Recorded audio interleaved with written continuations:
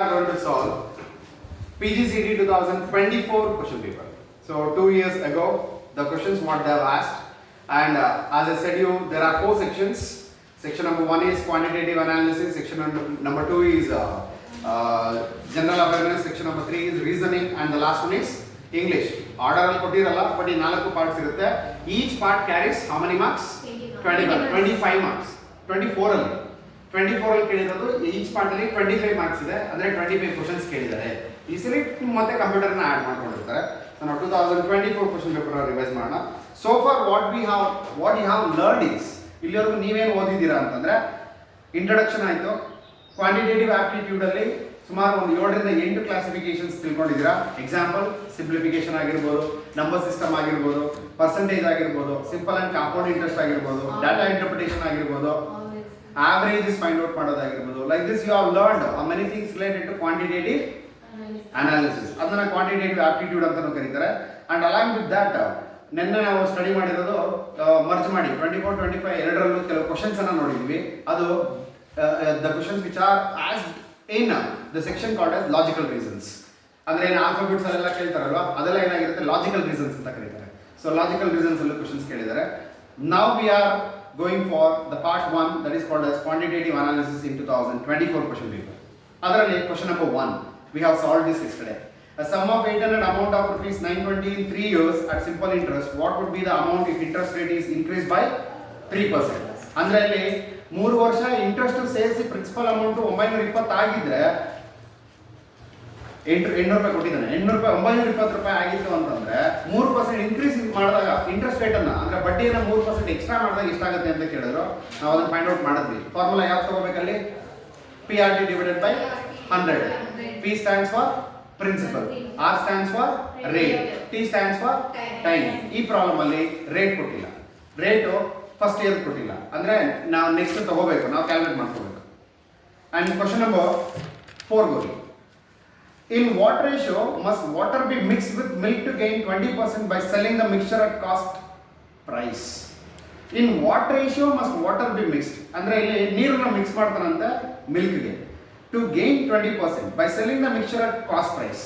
ಅಂದ್ರೆ ಇಲ್ಲಿ cost price ಗೆ ಮಾರಾಟ ಮಾಡಬೇಕು ಅಂದ್ಕೊಂಡಾಗ 20% ಲಾಭ ಎಕ್ಸ್ಪೆಕ್ಟ್ ಮಾಡ್ತಾನೆ, ಆದ್ರೆ ಏನು ಮಿಕ್ಸ್ ಮಾಡ್ತಾನೆ? ಮಿಲ್ಕ್ಗೆ ನೀರನ್ನ ಮಿಕ್ಸ್ ಮಾಡ್ತಾನೆ. So in what ratio must water be mixed with milk to gain 20% by selling the mixture at cost price? ಇವಾಗ ಸೇಲ್ಸ್ ಫಾರ್ಮುಲಾ ತಗೊಳ್ಳಿ. ನಾನು ಹೇಳ್ಕೊಟ್ಟಿದ್ದೀನಿ, ನನ್ನೆಲ್ಲ ಮೊನ್ನೆ ಹೇಳ್ಕೊಟ್ಟಿದ್ದೀನಿ. ಫಾರ್ಮುಲಾ ಏನು? Cost plus profit. ಅವನು ಪ್ರಾಫಿಟ್ ಎಷ್ಟು ಎಕ್ಸ್ಪೆಕ್ಟ್ ಮಾಡ್ತಾ ಇದ್ದಾನೆ? 20% ತಾನೆ. ಸೊ 20% ಎಕ್ಸ್ಪೆಕ್ಟ್ ಮಾಡ್ತಾ ಇದ್ದಾನೆ ಅಂದ್ರೆ ತಗೊಂಬಂದಿರೋದ್ರಲ್ಲಿ 20%. ಇದನ್ನ ಎಷ್ಟು ತಗೋಬೇಕು ಇವಾಗ? 100 ಅಂತ. ಸೊ 100 ಪ್ಲಸ್ 20 ಎಷ್ಟಾಯ್ತು? 120. So that is what is selling price. On selling price ಎಷ್ಟಾಗಿರುತ್ತೆ? 120. ಇಲ್ಲೇನ್ ಗೊತ್ತಾ, 100 ರೂಪಾಯಿ ಕೊಟ್ಟು ಹಾಲು ತಗೊಂಡ್ಬಂದಿದ್ದಾನೆ, ನೀರು ಮಿಕ್ಸ್ ಮಾಡ್ತಾನೆ, 20 ರೂಪಾಯಿ ಲಾಭ ಸಿಗುತ್ತೆ. ಸೊ ಒಟ್ಟು ಅವ್ನಿಗೆ ಬರ್ತಾರೆ, ಅವ್ನು ಚಾರ್ಜ್ ಮಾಡ್ತಾರೆ ಅಮೌಂಟ್ ಎಷ್ಟು? 120 rupees ಅಂತ. ನಾವು ರುಪೀಸ್ ಅಂತ ತಗೊಳ್ಳೋದಾದ್ರೆ ಇವಾಗ ಕ್ವಶನ್ ಕೇಳಿರೋದೇನು? ಕ್ವಶನ್ ಏನ್ ಕೇಳಿದ್ದಾರೆ? What ratio must water be mixed with milk to gain 20% by selling the mixture of cost price? Cost price ಅಲ್ಲಿ ಕಾಸ್ಟ್ ಪ್ರೈಸ್ ತಗೊಂಡಾಗ ಅದರ ಪ್ರೈಸ್ ಎಷ್ಟಿದೆ ಅಂತ. ಸೊ 20 and 100 ಅಂತ ಬಂತು ತಾನೆ. ಸೊ ಇಲ್ಲಿ 20 ಅನ್ನೋದು ಏನೋ ಪ್ರಾಫಿಟ್ ಆದ್ರೆ ಕಾಸ್ಟ್ ಅನ್ನೋದು ಏನಾಗಿರುತ್ತೆ? 100 ಆಗಿರುತ್ತೆ. ಅಲ್ಲಿಗೆ ಇದನ್ನ 1 ಅಂತ ತಗೊಂಡ್ರೆ ಏನು ತಗೋಬೇಕು? 5. ಸೊ ಆನ್ಸರ್ ಎಷ್ಟು? 1:5. ಇದೆಯಾ ಅದರಲ್ಲಿ? ಸೊ 1:5 ಇದೆ ಆನ್ಸರ್. ಕಾಸ್ಟ್ ಮೇಲೆ ಕೇಳಿರೋದು. ಅದೇ ನಿಮ್ಗೆ ಏನಾದ್ರು ಪ್ರೈಸ್ ಮೇಲೆ ಕೇಳಿದ್ರೆ ನೀವೇನ್ ತಗೋಬೇಕಾಗಿತ್ತು? 120:20 ತಗೋಬೇಕಾಗಿತ್ತು. 1:6 ಬರ್ತಾ ಇತ್ತು. 1:6 ಇದೆಯಾ ನಿಮ್ಮ ಹತ್ರ? ಇದೆ. ಆದ್ರೆ ಅದು ಸೇಲ್ಸ್ ಮೇಲೆ ಆಗುತ್ತೆ. 1:5 ತಗೊಂಡ್ರೆ ಮಾತ್ರ ಕಾಸ್ಟ್ ಮೇಲೆ ಆಗುತ್ತೆ.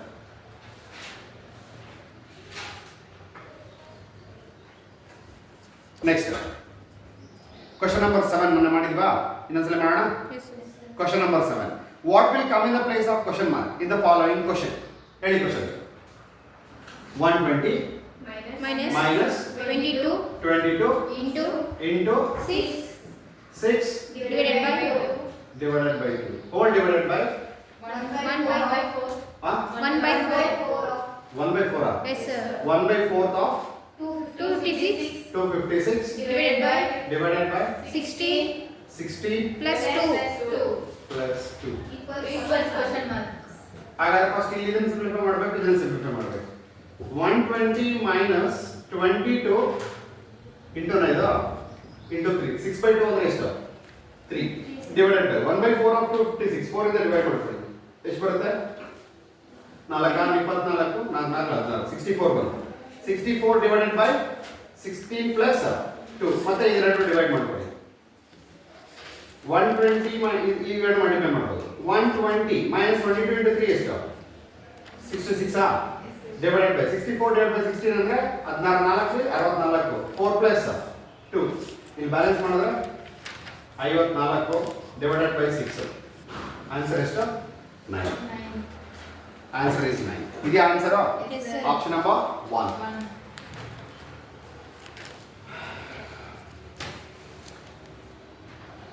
Done. Next one. A dealer sold, question number 8. A dealer sold 3/4 of his article at a gain of 20% and the remaining at cost price. What is the gain earned by him in the whole transaction? I'll repeat the question. A dealer sold. ಒಬ್ಬ dealer ಏನು ಮಾಡ್ತಾನೆ? ಒಂದು article ಅನ್ನ sale ಮಾಡ್ತಾನೆ, ಮಾರಾಟ ಮಾಡ್ತಾನೆ. ಹೆಂಗ್ ಮಾರಾಟ ಮಾಡ್ತಾನೆ ಅಂದ್ರೆ ಆರ್ಟಿಕಲ್ ಅಲ್ಲಿ 3/4 ಮಾತ್ರ ಮಾರಾಟ ಮಾಡ್ತಾನೆ. ಅದರ ಒಂದು ಪ್ರಾಫಿಟ್ ಎಷ್ಟು ಬರುತ್ತೆ? 20% ಬರುತ್ತೆ. And the remaining at cost price. ಉಳಿದಿರೋದನ್ನ ಕಾಸ್ಟ್ ಪ್ರೈಸ್ ಗೆ ಮಾರಾಟ ಮಾಡ್ತಾನೆ. So what is the gain earned by him in the whole transaction? Whole ಎಷ್ಟು ಅರ್ನ್ ಮಾಡ್ದ ಅಂತ ಅಬ್ಸರ್ವ್. ಒಂದು ಆರ್ಟಿಕಲ್ ಇದೆ, ಒಂದು ಆರ್ಟಿಕಲ್ 4/4 ಅಂತ ತಗೊಳ್ಳಿ. 4 ಪಾರ್ಟ್ಸ್. ಮೊದಲನೇದು 3/4 ಸೇಲ್ ಮಾಡ್ತಾನೆ ಅಂಡ್ 1/4 ಸೇಲ್ ಮಾಡ್ತಾನೆ. 3/4 ಸೇಲ್ ಮಾಡುವಾಗ ಹೇಳ್ತಾನೆ ಗೇನ್ ಪರ್ಸೆಂಟೇಜ್ ಎಷ್ಟು ಕೊಟ್ಟಿದ್ದಾರೆ? 20%. ಪರ್ಸೆಂಟೇಜ್ ಅಂತ ಹೇಳಿದ್ದಾರೆ 25%. ಆದ್ರೆ ಇಲ್ಲಿ ಮಾತ್ರ ಗೇನ್ ಪರ್ಸೆಂಟೇಜ್ ಕರೆಕ್ಟಾ? ಕರೆಕ್ಟ್ ಹೇಳ್ಬೇಕು. ಗೇನ್ ಪರ್ಸೆಂಟೇಜ್ 20% ಇದೆ. ಇಲ್ಲಿ ಏನೂ ಇಲ್ಲ, ಕಾಸ್ಟ್ ಪ್ರೈಸ್ ಅಲ್ಲೇ ಮಾರಾಟ ಮಾಡ್ತಾನೆ ಅಂತಾನೆ. ಹಾಗಾದ್ರೆ ನಾನೇನ್ ಮಾಡ್ತೀನಿ? ಆರ್ಟಿಕಲ್ ಪ್ರೈಸ್ 100 ಅಂತ ತಗೋತೀನಿ. ಎಕ್ಸಾಂಪಲ್ ತಗೊಂಡ್ರೆ 100 ತಗೊಂಡ್ರೆ 75 ರೂಪಾಯಿ ಮತ್ತೆ 25 ರೂಪಾಯಿ ಆಗುತ್ತೆ. 75 ರೂಪಾಯಿ 3/4 ತಾನೆ? 25 ರೂಪಾಯಿ 1/4 ತಾನೆ? 75 ರೂಪಾಯಿ ಇರೋ ಆರ್ಟಿಕಲ್ ಎಷ್ಟು ಪರ್ಸೆಂಟೇಜ್ ಚಾರ್ಜ್ ಮಾಡ್ತಾರೆ? 20% ಎಕ್ಸ್ಟ್ರಾ ಮಾಡಿ ನೋಡೋಣ. 7.5 ಎಷ್ಟಾಯ್ತು? 15 ಆಯ್ತಾ? ಸೊ ಎಷ್ಟು ಬಂದಿದೆ? 90. ಅಂದ್ರೆ ಪ್ರಾಫಿಟ್ ಸೇಲ್ ಪ್ರಾಫಿಟ್ ಎಷ್ಟು ಬರುತ್ತೆ? ಇಲ್ಲಿ 15 ರೂಪಾಯಿ ಬರುತ್ತೆ. 75 ರೂಪಾಯಿ ಇದು 20% ಮಾರಾಟ ಮಾಡಿದ್ರೆ 15 ರೂಪಾಯಿ ಬರುತ್ತೆ. ಸೊ ಎಷ್ಟಾಯ್ತು ಟೋಟಲ್? 90 ಪ್ಲಸ್ ಇದನ್ನ ಪ್ರಾಫಿಟ್ ಇಲ್ಲದೆ ಮಾರಾಟ ಮಾಡ್ತಾನೆ. ಟೋಟಲ್ ಎಷ್ಟಾಯ್ತು? 25. ಇವೆರಡು ಟೋಟಲ್ ಮಾಡಿದ್ರೆ ಆನ್ಸರ್ ಇದೆಯಾ? ಆನ್ಸರ್ ಇದೆಯಾ? 115 ಆನ್ಸರ್ ಇಲ್ವಾ? 115 ಇಲ್ಲ ಅಂದ್ರೆ 100 ಮೈನಸ್ ಮಾಡ್ಕೊಳ್ಳಿ. ಬ್ಯಾಲೆನ್ಸ್ ಎಷ್ಟು? 15% ಇದೆಯಾ? That is your answer. ಅವ್ನು ಟೋಟಲ್ ಅರ್ನ್ ಮಾಡಿರೋ ಪ್ರಾಫಿಟ್ 15% ಅಂತ ನಿಮಗೆ ಬೋರ್ಡ್ ಮೇಲೆ ಬರ್ದಿರೋದು ಅರ್ಥ ಆಗುತ್ತೆ. ನಾನು ಹೇಳೋ ಕಾನ್ಸೆಪ್ಟ್ ಅರ್ಥ ಆಗಿಲ್ಲ ಅನ್ಸುತ್ತೆ. ಇನ್ನೊಂದ್ಸಲ ನೋಡಿ ಹೇಳ್ತೀನಿ. ಒಂದು ವಸ್ತು ಇದೆ, ಆ ವಸ್ತು 4 ಭಾಗ ಇದೆ ಅನ್ಕೊಳ್ಳಿ. 3 ಭಾಗ ಮಾರಾಟ ಮಾಡುವಾಗ 20% ಲಾಭ ಇಟ್ಕೊಂತಾನೆ. 3 ಭಾಗ ಮಾರಾಟ ಮಾಡ್ದ, 3 ಭಾಗದ ಬೆಲೆ ಎಷ್ಟು? ಅವ್ನು ತಗೊಂಡ್ರೆ 75 ರೂಪಾಯಿಗೆ. ಅದಕ್ಕೆ ಎಕ್ಸ್ಟ್ರಾ 20% ಆಡ್ ಮಾಡ್ತಾನೆ. 20% ಅದಕ್ಕೆ ಆಡ್ ಮಾಡಿದಾಗ ಎಷ್ಟು ಬಂತು? 15 ರೂಪಾಯಿ. ಎರಡು ಸೇರೋದಕ್ಕೆ ಎಷ್ಟು ಬಂತು ಬೆಲೆ? ಈಗ 90 ರೂಪಾಯಿ. ಇನ್ನು 25% ಲಾಭ ಇಲ್ಲದೆ ಹಂಗೆ ಮಾರಾಟ ಮಾಡ್ತಾನೆ. 25 ರೂಪಾಯಿ ಬರುತ್ತೆ. ಸೊ 25 90 ಎಷ್ಟಾಯ್ತು? 115. ಅವ್ನು ತಗೊಂಡಿದ್ದು ಎಷ್ಟಕ್ಕೆ? 100 ರೂಪಾಯಿಗೆ. ಅವ್ನು ಕೊಟ್ಟಿದ್ದು ಎಷ್ಟಕ್ಕೆ? ಹಾಗಾದ್ರೆ ಪ್ರಾಫಿಟ್ ಎಷ್ಟು? 15 ರೂಪಾಯಿ. ಪರ್ಸೆಂಟೇಜ್ ತಗೊಂಡ್ರೆ 15%.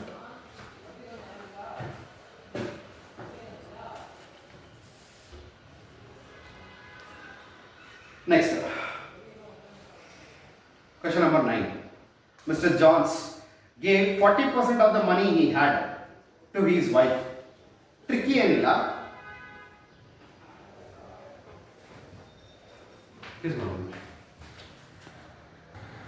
Mr. Johns gave 40% of money he had to his wife. ಅಂದ್ರೆ ಇಲ್ಲಿ ಒಬ್ಬ ವ್ಯಕ್ತಿ ಹೆಸರು ಕೊಟ್ಟರು. ಯಾರವನು? ಜಾನ್ಸ್. ಅವನ ಹತ್ರ 100% ಮನಿ ಇದೆ ಅನ್ಕೊಳ್ಳಿ. ಎಷ್ಟೋ ಇದೆ ರುಪೀಸ್ ನಮಗೆ ಗೊತ್ತಿಲ್ಲ. 100% ಇದೆ. ಇದರಲ್ಲಿ ಅವನು ಹೆಂಡತಿ ಕೊಡ್ತಾನಂತೆ. ಎಷ್ಟು ಕೊಡ್ತಾನೆ?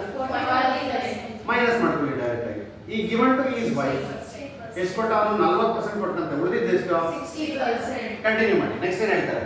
He also gave 20% of money government to each of their sons. ಎಷ್ಟು ಜನ ಇದ್ದಾರೆ? 3 sons.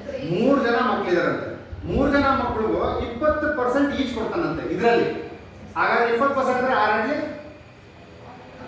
12 ತಾನೆ? ಒಬ್ಬರಿಗೆ 12% ಅಂದ್ರೆ 3 ಜನಕ್ಕೆ ಎಷ್ಟಾಗುತ್ತೆ? 18.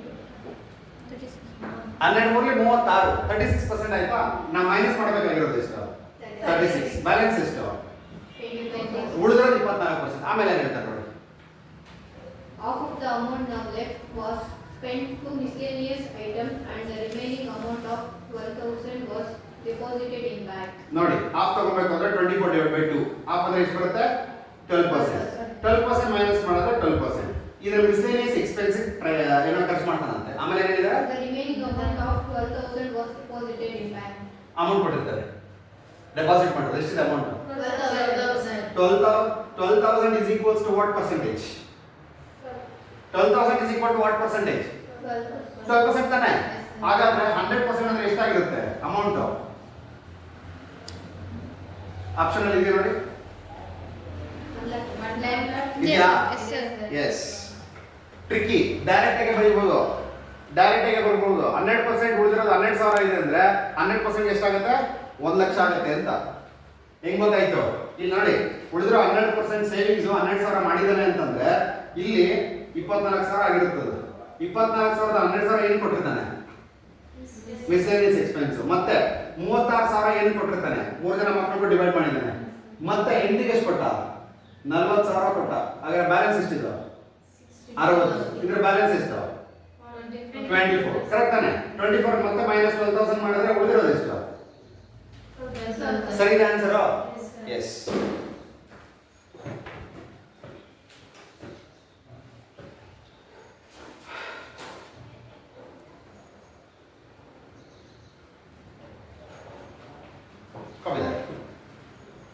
ಆಯ್ತಾ ನೆಕ್ಸ್ಟ್ ಕ್ವೆಶ್ಚನ್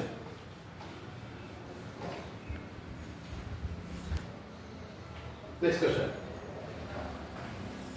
ಒಂದು ಕೆಲಸ ಮಾಡೋಣ ಒಬ್ಬೊಬ್ರು ಓದ್ತಾ ಇದ್ರೆ ಮಾಡ್ತಾ ಇರೋದು ನಾನು ಆನ್ಸರ್ ನೀನು ಓದು ನೆಕ್ಸ್ಟ್ ಕ್ವೆಶ್ಚನ್ ಹಂಗೆ ಓದು The average of 25%. Question number 2 10, sir.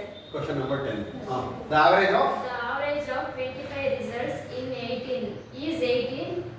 The Oh. average of the first 12 of them is 14 and that of last 12 is 17.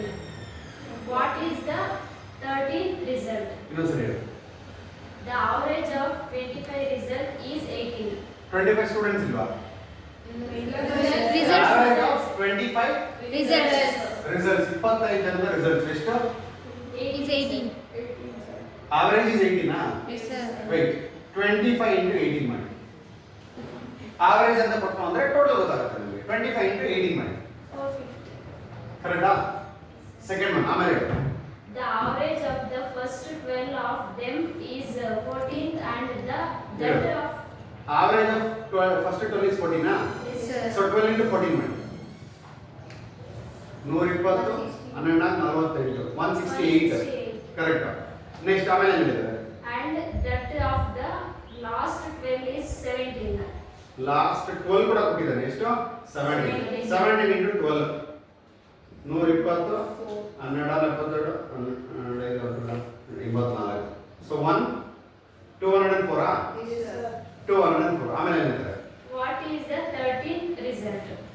13th result ಎಷ್ಟು ಸಿಂಪಲ್ ಇವತ್ತು ಅವಳ 25 ಜನ ಕೊಟ್ಟಿದ್ದಾರೆ 25 ಜನ ಅಂದ್ರೆ 12 12 24 ಆಯ್ತು ಇನ್ನೊಬ್ಬರು ಮಾತ್ರ ನಮಗೆ ಬೇಕಾಗಿರೋದು ಸೊ ಏನ್ ಮಾಡಿ ಟೋಟಲ್ ಎಷ್ಟಿದೆ 450 ಇದೆ ಫಸ್ಟ್ 12 ಟೋಟಲ್ ಎಷ್ಟು 168 ಬಂದಿದೆ ತಾನೆ Yes, sir. ನೆಕ್ಸ್ಟ್ ಲಾಸ್ಟ್ 12 ಎಷ್ಟು 204 ಮಿಡ್ಲಲ್ಲಿ ಗೊತ್ತಿರೋ ಮಿಡ್ಲಲ್ಲಿ ಬರಬೇಕಾಗಿರೋದು ನಾವು ತಗೋಬೇಕಾಗಿತ್ತು ಏನೋ ಎಕ್ಸ್ ಅಂತ 13th ನಮಗೆ ಗೊತ್ತಿಲ್ಲ ಸೊ ಅದಕ್ಕೆ ಎಕ್ಸ್ ಅಂತ ತಗೊಂಡ್ವಿ ಟೋಟಲ್ ಮಾಡಿ 200 300 372 ಎಕ್ಸ್ 372 ಪ್ಲಸ್ ಎಕ್ಸ್ 450 ಬರುತ್ತೆ so X equals 450 minus 372 balance ಎಷ್ಟು 50 60 70 78 ಆನ್ಸರ್ ಇಸ್ 78 ಇದೆಯಾ ಅಲ್ಲೇ answer is 78 that is your answer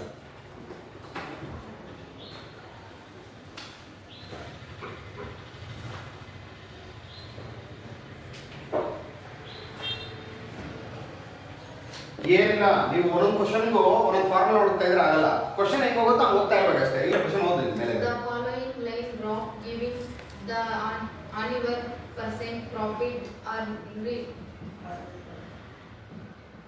hmm by the company during the period 190 95.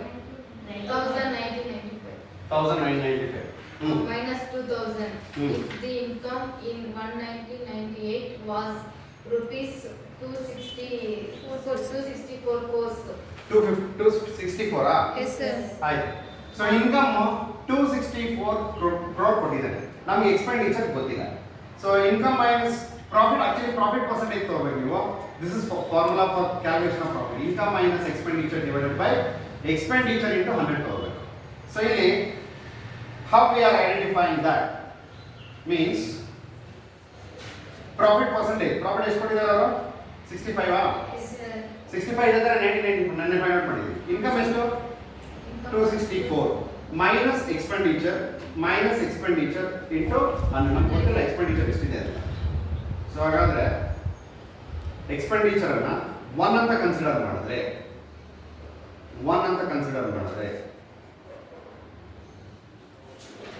ಇದನ್ನ ಡಿವೈಡ್ ಬೈ 100 ತಗೋಬೇಕು.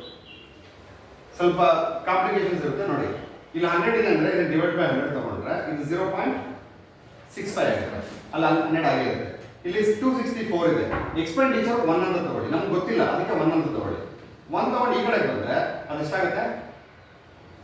0.65 plus 1 equals 264 divided by expenditure. ಇಷ್ಟು ಉಳ್ಕೊಳ್ತಾನೆ ಇಲ್ಲಿ. ಇಷ್ಟು ಉಳ್ಕೊಳ್ತಲ್ಲ? ಇವಾಗ ಏನು ಮಾಡಿ? ಕ್ರಾಸ್ ಮಲ್ಟಿಪ್ಲೈ ಮಾಡಿ. E equals 264 divided by 1.65. Answer ಎಷ್ಟು ಬರುತ್ತೆ? 264 ಡಿವೈಡೆಡ್ ಬೈ 1.65 ಮಾಡಬೇಕು.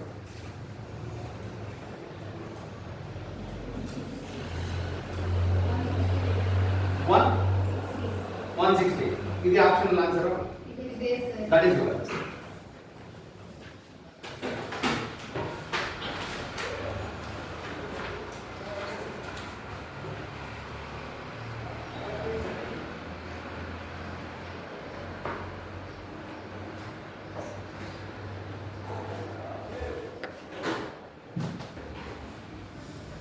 So let's repeat other program. What will come in the place of the question mark? In the question, in the equation 38 square plus 63 square plus question mark square is equal to 6,089. 89 ತಾನೆ? Question mark square. ಎಲ್ಲಿ? Question mark square. Square ಇದೆ. Square ಇಲ್ಲದ್ರೆ ಬರಲ್ಲ. Fine. 38 square, 63 square plus question mark square equals the total value is 6,089. ನೀವು answer ಮಾಡಿದ್ರು ಪರವಾಗಿಲ್ಲ, ಒಂದ್ಸಲ try ಮಾಡಿ ಪ್ರಾಕ್ಟೀಸ್ ಆಗುತ್ತೆ. ಸೊ 38 ಸ್ಕ್ವೇರ್ ನನ್ನ ಮಾಡೋದಲ್ಲಿ ಕೊಟ್ಟಿದ್ದೀನಿ ಅಂದ್ರೆ 2 days before. 38 into 38 ಏನು ಮಾಡಬೇಕು? 8 8s are 64, 6 30. 8 3s are 24. 8 3s are 24. 48 minus 6 are 54. 4 ತಗೊಳ್ಳಿ, 5 ಉಳಿಸ್ಕೊಳ್ಳಿ. 3 3s are 9. 9 plus 5 1444. 6 to first one. Second one. 63 into 63. 3 into 3 is 9. 6 into 3 is 18. 6 into 3 is 18. 36 ಬರುತ್ತೆ. 6 ತಗೊಳ್ಳಿ. ಉಳಿದಿರೋದು ಎಷ್ಟು? 3. 6 into 6 ಎಷ್ಟು? 36 plus 3 ಎಷ್ಟು? 39. ಕರೆಕ್ಟ್ ಅಲ್ವಾ? ಇವೆರಡು ಆಡ್ ಮಾಡ್ಕೊಳ್ಳಿ. So 1444 plus 3969 plus question mark equals 6089. ಇವೆರಡು ಆಡ್ ಮಾಡಿ. ಇದನ್ನ x ಅಂತ ತಗೊಳ್ಳಿ. 5,430. So x equals 6086 minus 5413. ಇವೆರಡು ಶಿಫ್ಟ್ ಮಾಡ್ತಾ ಇದ್ದೀನಿ ಈ ಕಡೆ. ಶಿಫ್ಟ್ ಆದಾಗ ಮೈನಸ್ ಆಗುತ್ತೆ. ಸೊ ಬ್ಯಾಲೆನ್ಸ್ ಎಷ್ಟು? 376. So x is 673. Square root remove ಮಾಡಬೇಕು ಅಂದ್ರೆ ಎರಡು ಡಿಜಿಟ್ ತಗೋಬೇಕು ತಾನೆ? 673 ಕರೆಕ್ಟಾ? 676 ಸರ್. 6 ಹಾ 6 ಅಂದ್ರೆ 7 ಬರಬೇಕಲ್ಲ? ಯಾವ್ಯಾವ್ದ್ರಿಂದ? 4 ಇಂದ ಬರುತ್ತೆ ಮತ್ತೆ 6 ಇಂದ ಬರುತ್ತೆ. ಇಲ್ಲಿ 24 ಇಲ್ಲ ಅಂದ್ರೆ 26. Definitely it is 26. ಯಾಕಂದ್ರೆ 625 ಗಿಂತ ಜಾಸ್ತಿ ಇದೆ. 625 ಅಂದ್ರೆ 25 ತಾನೆ? Yes. So 26 answer. So you need to take in the place of question mark. Answer is 26 square. 26 is the option. Yes, sir. And it is right.